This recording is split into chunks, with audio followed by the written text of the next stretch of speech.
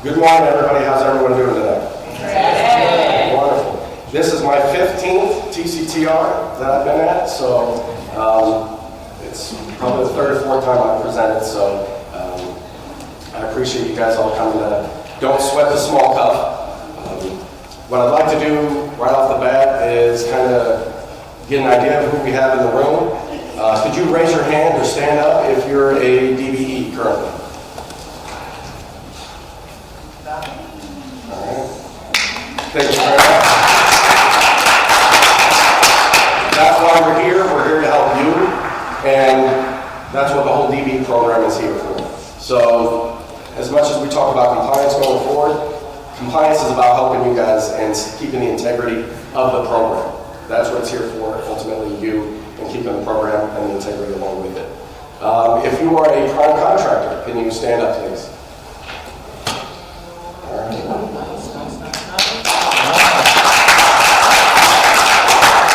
We'd like to thank the prime contractors for continuing to use the DBEs, and if you get a chance, DBEs, you saw the primes here, follow them out, stalk them a little bit.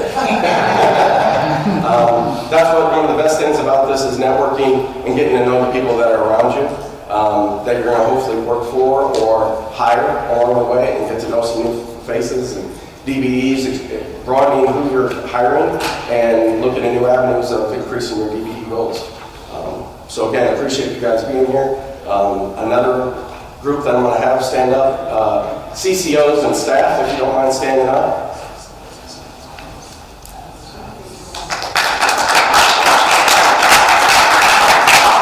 And again, these are the people that you're going to look to whenever you have issues on the contracts or anything along the way, not just limited to DBE issues, but construction issues in general. They're usually a very great go-to on most things. And sorry to put you guys out there. I know you have your work cut out for you, but you guys are an asset to the department and everybody in this room. So, and then last but not least, I'm going to introduce my staff that we'll talk about a little bit more later on through the presentation. But my new staff, go ahead and stand up. We cover the entire state. Currently, I have 4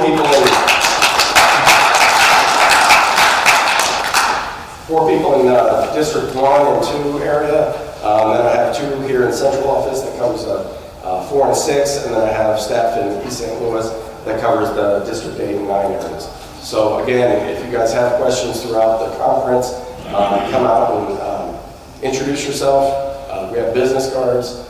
Ask for one if you ever have questions or anything along those lines that we do through the presentation. Reach out to them, reach out to myself, the CCOs. So I just wanted to kind of get that out so you know who's sitting next to you and kind of what they're doing as you run into them throughout the conference. So as Clinton said, I'm in the Bureau of Investigations and Compliance. The Bureau of Investigation and Compliance has multiple rules other than DBE compliance. We have a unit that does both the internal and external investigations into any wrongdoing by the employees or misconduct from contractors. They also do the quality control to ensure that we are getting the product that we're paying for as a department. We also do the quality control and compliance for commercial vehicles, buses, and vehicle testing stations. And then we also have another unit that does the financial audits on fuel tax, receipts, transit agencies along that area. And then at the end of the day, any other investigations that may be submitted to the department for us to go through. Again, our bureau is compiled into 4 sections. We have our investigation section, the construction compliance section, which is what we are a part of. In that we have the DBE unit, which again is what we are. And then we have our contract compliance unit. We have 2 engineers that go throughout the state for any issues with quality control or any issues along the lines of contractor issues. Something isn't done to spec, along those lines. So if you have those issues, you can also contact our office. And again, the financial reviews, investigations, and then the commercial vehicle safety unit. So I am the the unit manager for the DBE compliance unit. We conduct investigations pertaining to the DBE program related to any misconduct, fraud, anything doing business with IDOT for the DBE program in terms of getting bill credit. We take our investigations from the OEIG. If we get one down and it pertains to DBEs, it comes to us to filter through and see what's going on. We also get our investigations when they come from the district themselves, primarily the CCOs. We go hand in hand with them, so if they find any issue they have with non-compliance for their DBEs, they'll reach out to us to do further, deeper look into it. It doesn't always mean that it is non-compliance, it's just they have a lot on their plate. There is a hint of something going wrong, we take it over and look into it and follow it through fruition. And then again, we also get our complaints through the DB or the Investigations DOT Fraud Awareness Hotline. The email and phone number is there. You can leave a message or send an email if you ever see anything related to any of the 4 sections that I talked about earlier or DBE. So the things I'm going to talk about today, the DBE monitoring requirements. That's something you're going to hear a lot throughout this conference as they are one of the bigger issues and a huge change for how we have perceived the rules from the past. I'm going to talk about what a commercially useful function is, the factors we use in determining what a CUF review, during the CUF review of what a CUF is, additional reasons why we may continue or perform a CUF. Also, we're going to go into what to expect during a review, both on-site and then afterwards when you see us on-site, we'll talk about the common documentation that we'll use to verify what we've seen on-site to prove that commercially useful function is being done by the DBE. Then we'll talk about the challenges that we are facing as a department, both from the DBE unit and the CCO's perspective as well as SBE. And then I'll bring in some resources of if you guys have issues you would reach out to, and then we'll do some questions and answers. So the DBE monitoring requirement, that's come down from and you'll see this again, out the conference, it's going to hit all the lot, and it's going to cause a reason to hit home some of these things. The department is responsible to perform commercially useful function reviews on all GBUs, all contracted work, award, or subsequently afterwards. So we have this highlighted up here, it basically says we have to perform a CUF review on every DBE, on every contract, regardless of the intention of being on the utilization plan, where you're committed for goal, or if you're hired or if you're we have to do the CUF. So that is the responsibility of the department. That is why you see a continuous reviews. You see this on one contract because that's the requirement. So you can definitely see and should see my staff, the CCOs, our staff, hopefully our staff, logistical is very difficult. I'll talk about that later. But that is the requirement that is put on us.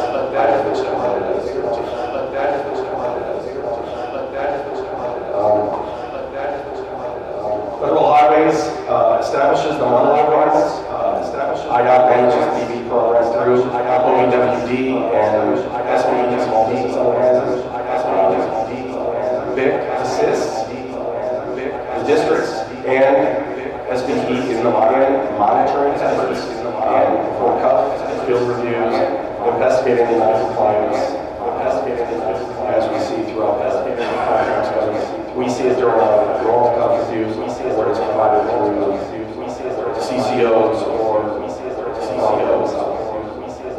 And then once we do our reviews, then we do our report together and send SBE for their determination. The SBE makes all final determinations when it comes to what is counted and what is contracts. What is a CUF? What is a commercial? What is a CUF? What is a commercial? What is a CUF? A CUF is when a DBE performs supervising the work involved. The DB must be responsible for respect to the materials that were installed into your contract, as long as it specifies that the use of installing the floor clearing materials. They're responsible for negotiating the price of the materials that they're purchasing to put in the contract, as well as determining the quantity and ordering the materials themselves, and installing or having of their duties on their contract. So, in short, the DB has to perform and do what the DB has committed and hired to do the contract. We need the DB to be responsible for the whole concept from cradle to grave, submitting the bids, ordering the material that they need to install, paying for that material, making sure that that material is to spec for the contract, and if it isn't, rejected, and it isn't processed. And then being in charge of the equipment that they have, owning it, as well as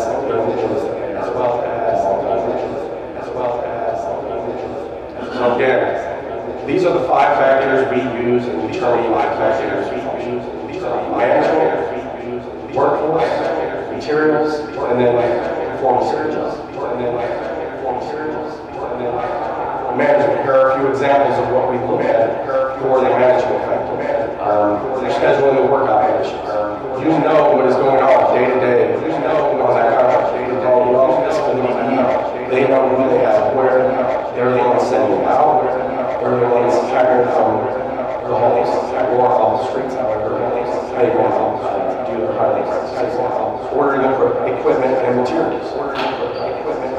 If they're installing rebar and they're doing furniture to install, they will purchase the rebar.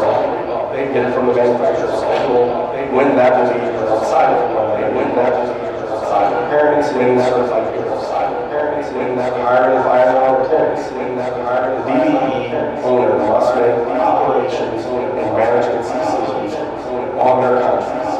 They can't just have their contractor tell their employees what to do.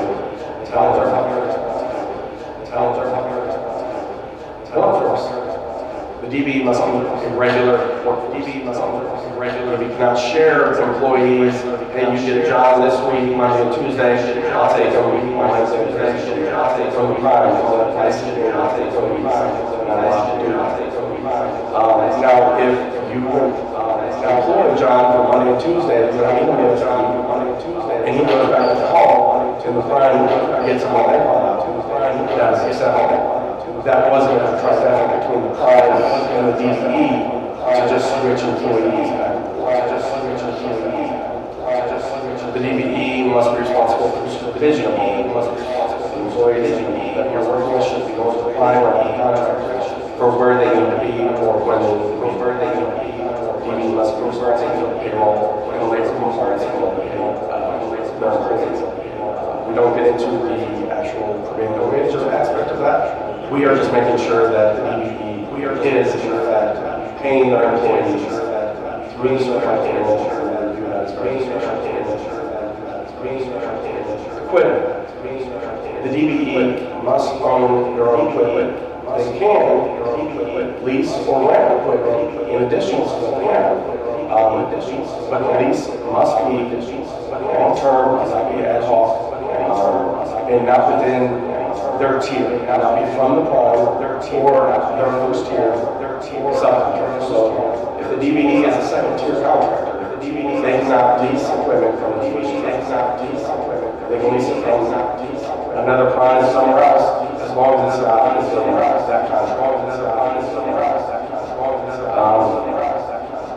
They must be. So a DBE can lease. An operator is non-specialized equipment.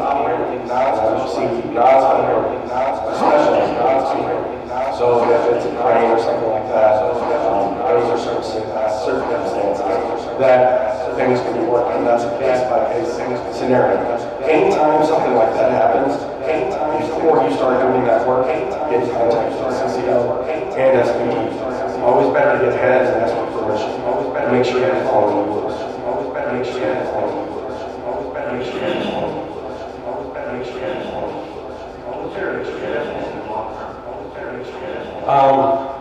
case-by-case scenario.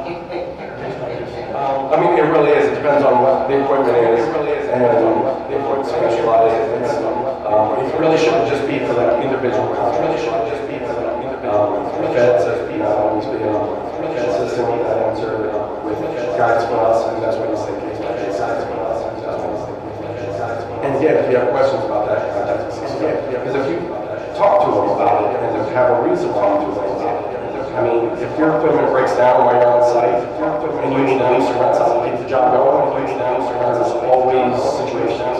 And again, we're here to keep compliance intent. We're here not to keep you guys from over here. So as long as you're upfront with it and discuss it and keep it open, those things, there's always some great things where you have to keep the job going and we understand that. And again, not a common practice for you, but a one-time practice.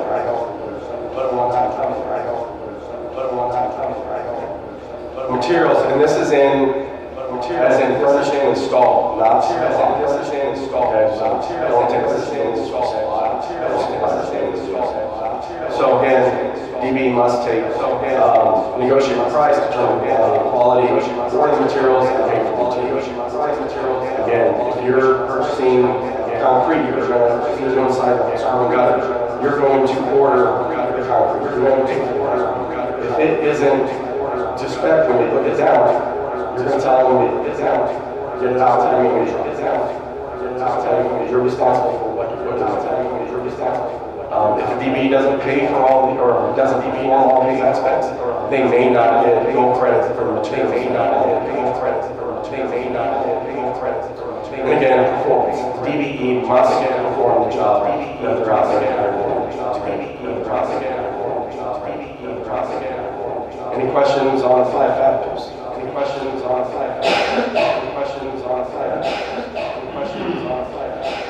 For the big staff, for our unit, some of the additional reasons we simple health reviews, reviews where that's continuing compliant, in a work category, or just we've done enough here. They have no credit removed. We may make sure that they will solve rules on the next contract. Newly certified DBEs. Again, we're not doing this to gotcha. We're letting you know so when we're at that first job, hopefully we get out there and have you prepared. So as you go through, if there's things that you're not sure of, they can be addressed so you're not doing something. Not compliant, or not compliant. We can get it resolved right at the beginning and resolve your DBE careers on the right. We also look at work category expansions. When a new DBE gets a new work category expansion, the certification unit from SPE will have a certification unit again. We're all doing a certification unit again. Additional certification unit again. We have our routine reviews, which is normally what we are out there. And we have geographically assigned districts and counties.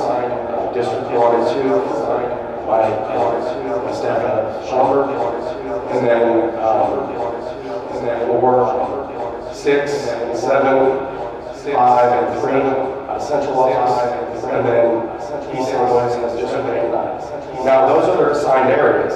They're not limited to just those.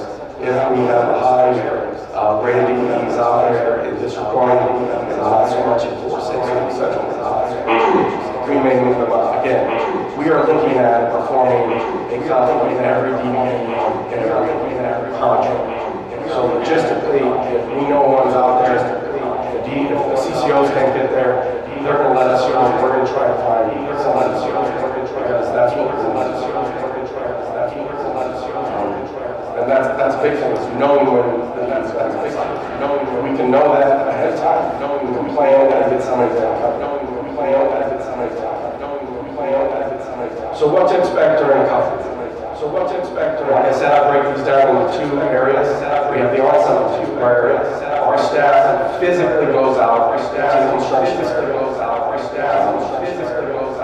It could be a construction site. We could go to a supplier or manufacturer. We may go to office. We are physically seeing you perform the duties that you're there to do on the contract. We want to see it in person.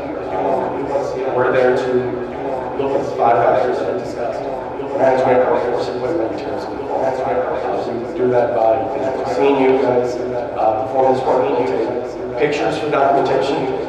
Again, we are doing this for accounting purposes, for ethics, and we're sure that you were on site, we saw the camera, and therefore,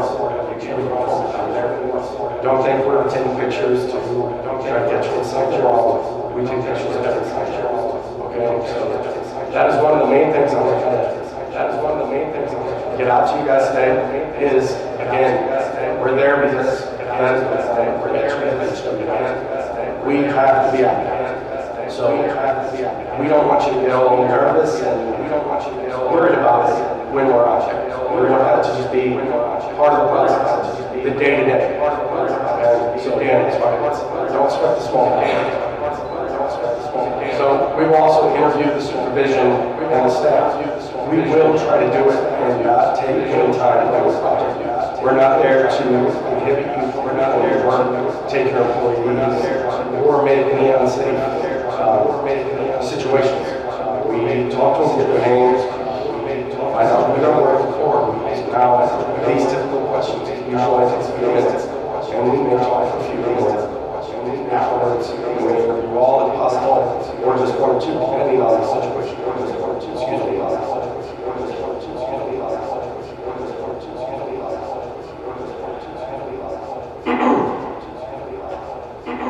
While we're on site, we're also verifying the equipment that you're using. We'll ask you questions. Is it home? Is it leased?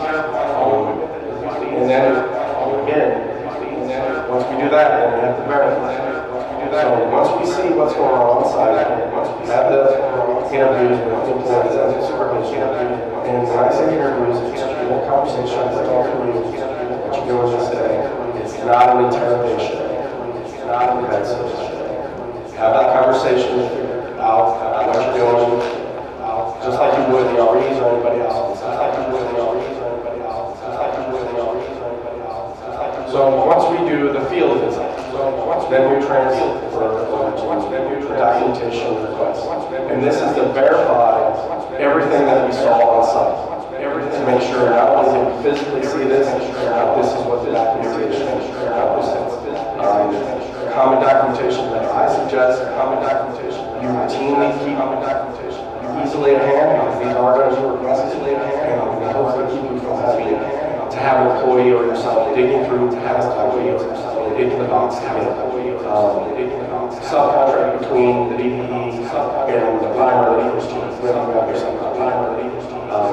That is saying what you are obligated by contract to do on that project. So we will probably ask for it, and you say should be readily available. Should be ready to go. Any invoices for any materials, again, once you have that, get those, keep that contract set aside. Have these things so when we request it, it's not 3-4 weeks. That's not, again, every constantly. Hey, it makes it easier for you guys, and then in turn, it's all got to be done. Certified payrolls, that's something that goes certified payrolls. So, now, if it's not an FCP, we may request it. And then that's also a reason when you do that, it's like, hey, I need this from you. You may want to check out the changes. Why is it? Is the time missing something that we need to find? Or is there an error somewhere? It's a red flag. To double check the red flag.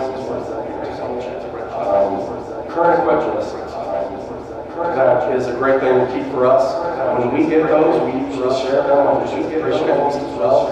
So if you send that to us, say you're looking for an additional work category later, they know that you're going to work here this equipment. They know that you're about where you're walking. We share them as much up-to-date as possible. Proof of ownership for your vehicles, any leases that you have those readily available. If you have leased or running equipment on site, my staff is there, but you guys will need staff for that documentation.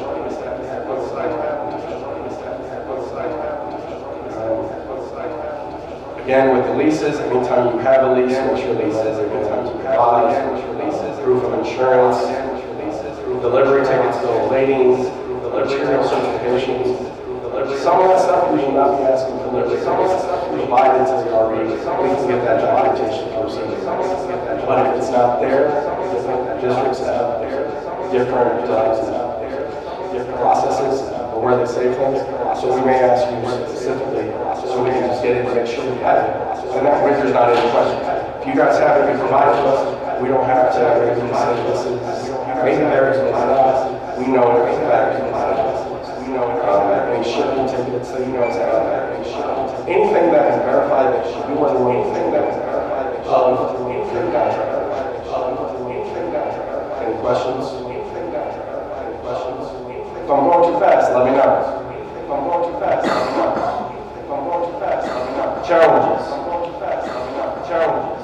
Again, I think everybody sees this. Everybody sees this. Again, I think everybody sees this. That's not a market thing. It's an industry market thing. Everybody's having challenges. I don't know who likes me out there, but somebody did. I picked up 6 people in the last year, which is unbelievable.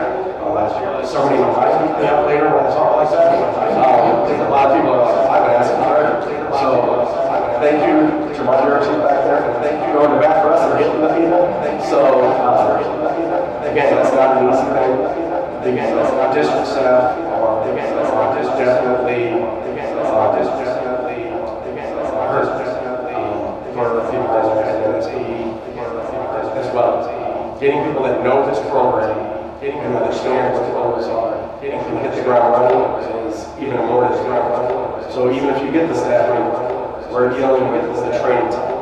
So it takes a while to get everybody's line. This program has a lot of caveats, a lot of gray area. When we have our conversations, a lot of times it ends in, but in this situation, so staffing is a huge issue that we're all trying to look at. But again, our staff in the Shelburne, we're trying to use that and logistically help us perform that 100%. Perform the CCO.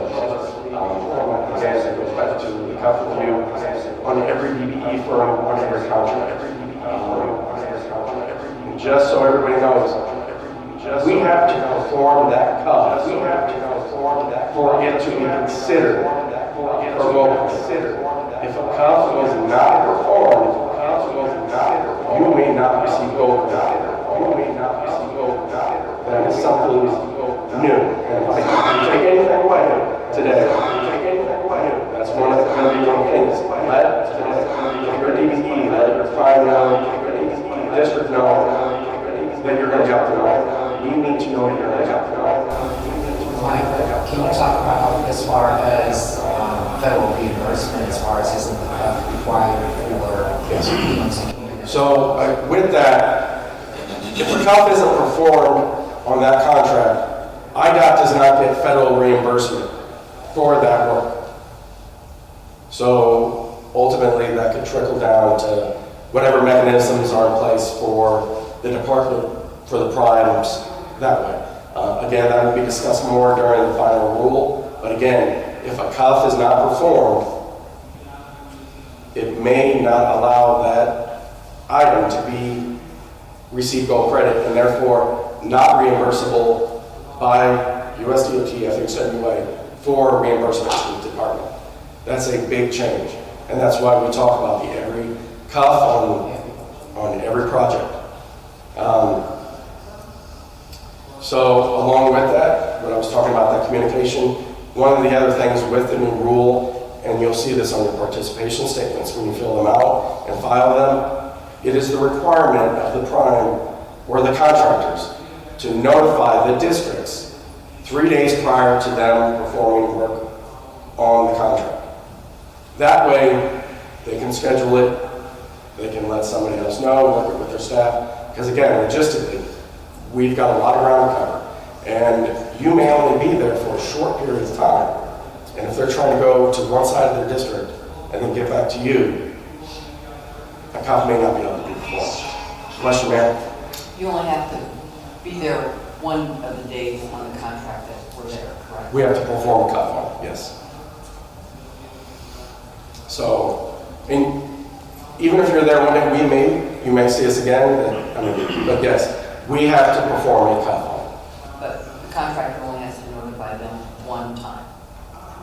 That has not been specified. Because if they notify them that one time and the CUF isn't performed, they can't get out there. Then if you don't notify them again and the CUF isn't performed, they may not get go credit for it. So Mike, so basically the CUF needs to be done before the DPE completes its work. Yes. So what he's saying is that it's good for the communication, which is a challenge. It's good to have that because, again, if IDOT staff is not able to get there to do the CUF, as long as the contractor is saying, hey, we're gonna have DBEs out there, then we can know when to get our staff out there to do the CUF. And then everybody is taken care of. IDOT has got the paperwork that's needed for FHWA, and then the prime is able to get paid. It's a big happy world, everybody is doing well. So that's the communication is really, really key. Yes. Communication is key. Any other questions with that? I mean, that's going to be expressed at the pre-cons through the final rule. It's going to be stressed, and that's going to be continually worked out. And again, that requirement is going to happen on the March 11th. You'll see it on the forms moving forward. Cannot stress that enough. Communication. I'm not sure how they're going to work it out yet. That is the responsibility of the districts to work out their process. I cannot talk on that. We're just going to be in our unit is going to be in some process of that, some spot in that process. Whether the CCOs notify us or they have a schedule that we monitor with them, that's still being worked out. But communication from you guys that are going to be out there, that is the key thing. Because currently, that communication isn't happening. And we're hunting for when a DB might be out there. And we just don't know. I mean, that is not, it's not anywhere in the contract. Sometimes it's in the progress schedules, there's some little things there, but it's not really consistent. So it's really almost luck and a lot of legwork to find out when the DB is going to be there. So it's going to be key going forward is that communication. I can see that's a little stressful for some people right now, that extra communication and that concern. And it is. It's a concern for us to make sure we're getting out there too when we get those calls and getting the staff out there. Because again, logistically, it's going to be very difficult. Because you could, some people, if it's a regular dealer, they can only be on site for 20, 30 minutes dropping off whatever they're there to supply.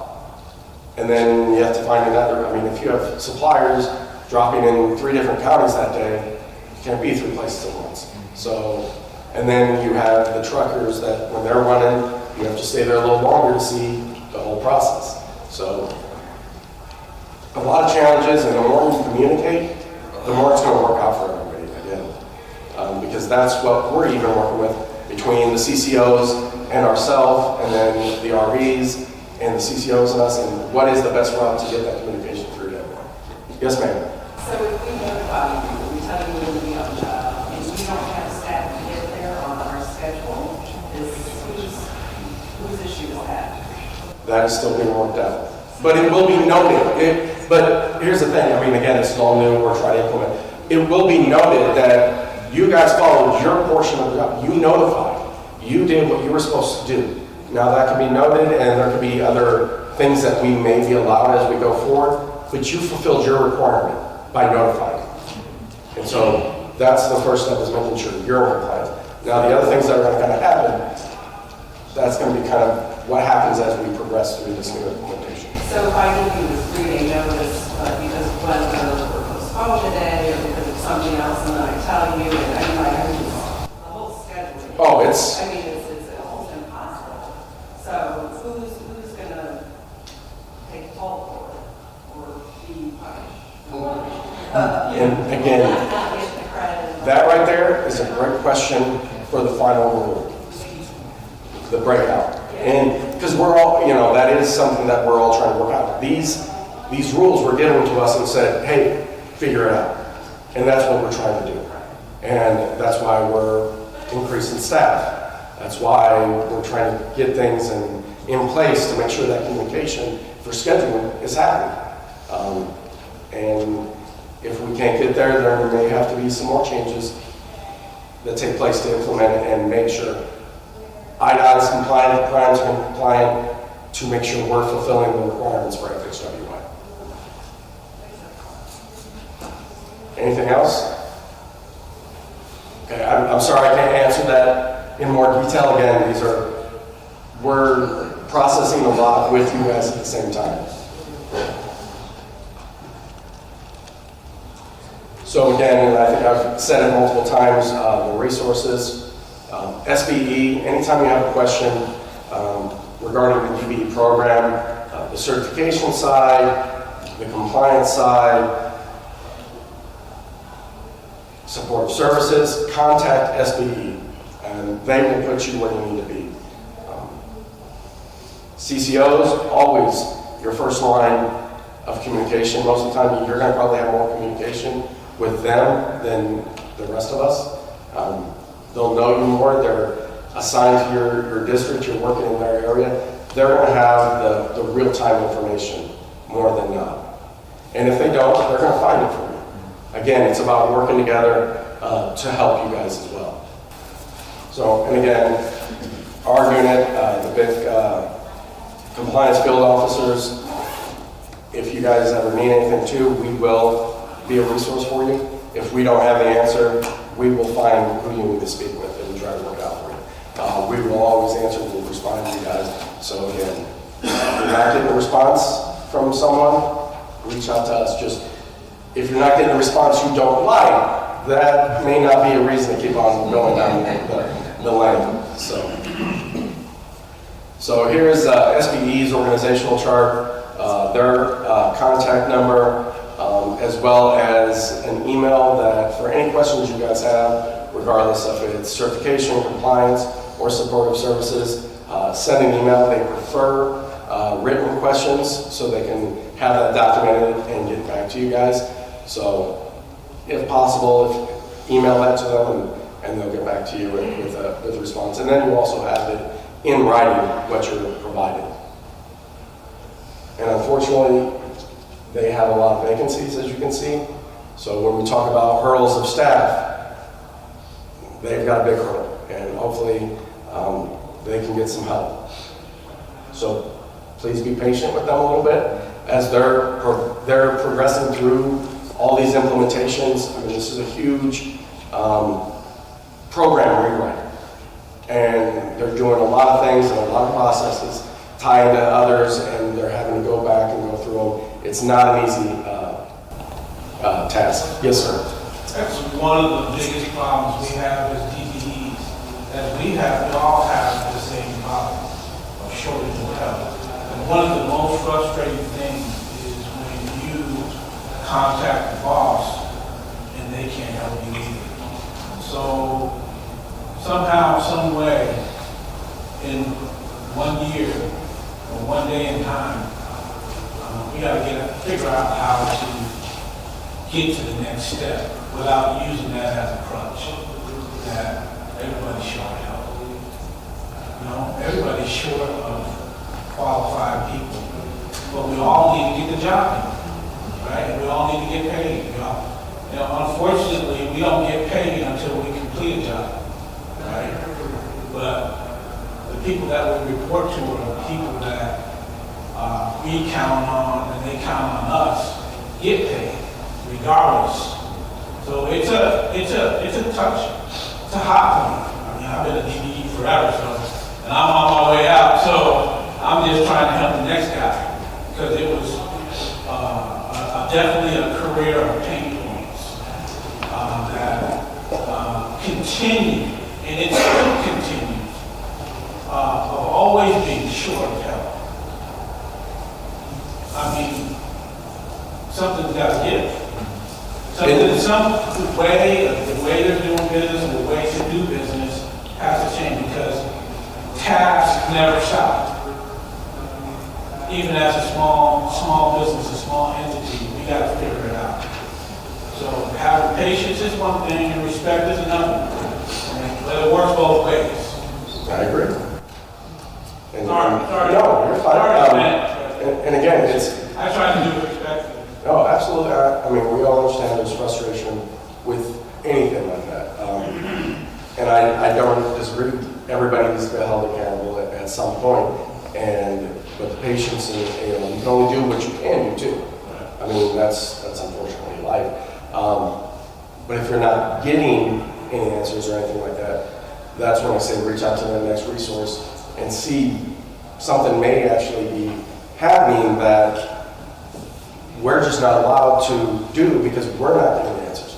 Because as we progress, we have to ask permission or get something answered or whatever from another level, and we may not be getting those points as well. So some things may not be outside our control as a department, I'm saying. The RE, take for instance, dealing with the RE is your industry, right? You gotta try to keep everybody happy. We do our best, and if there's anything we can do, let us know. Yes, ma'am. So, with that being said, you guys have like a person or committee for strategic planning or something that we're in planning process with these set issues. It's kind of like concept, if not sectors or regions at a time to kind of analyze what each building.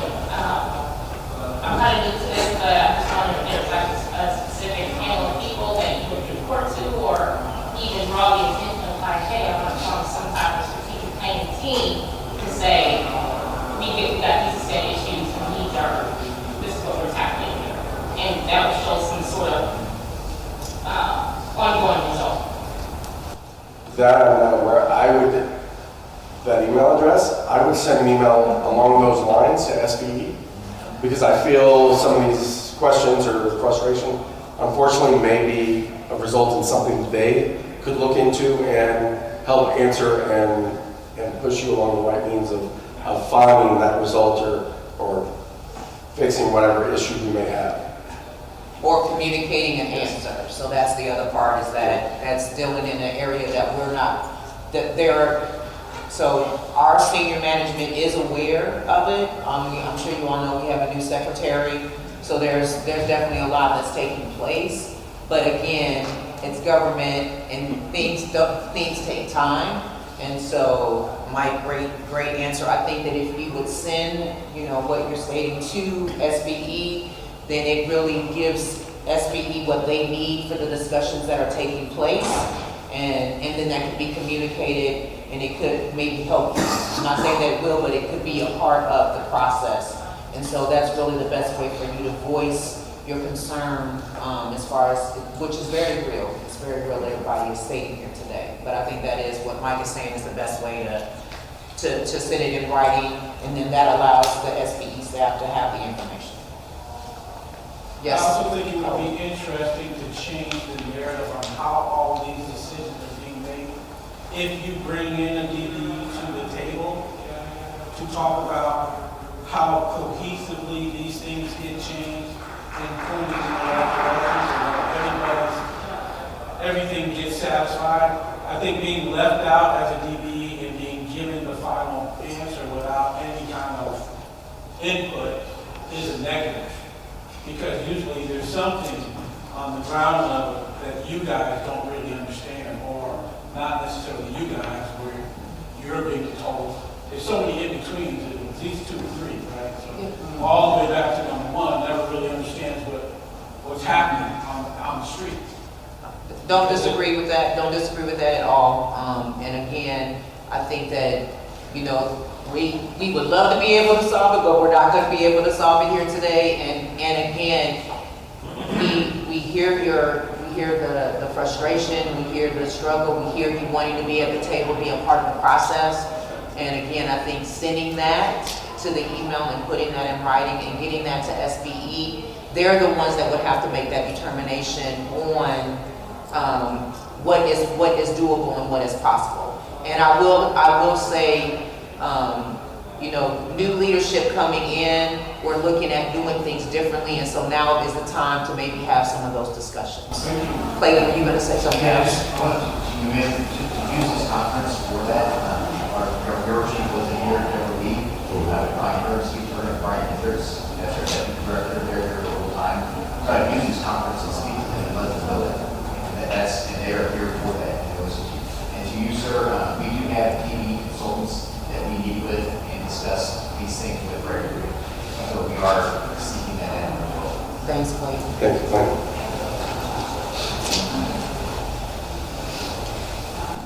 So here is a contact listing and a map to show the areas in which the CCOs are responsible for.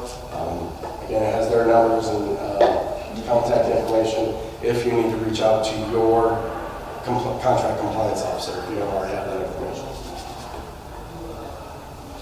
And then again, my compliance field officers, my 4 staff in Northern, which covers Districts 1 and 2, Central 3 through 7, and then Southern, Districts 8 and 9, has their contact information.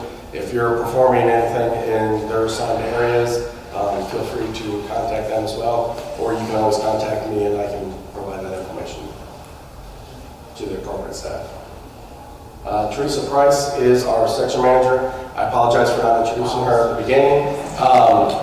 It's been great to have her with us on board.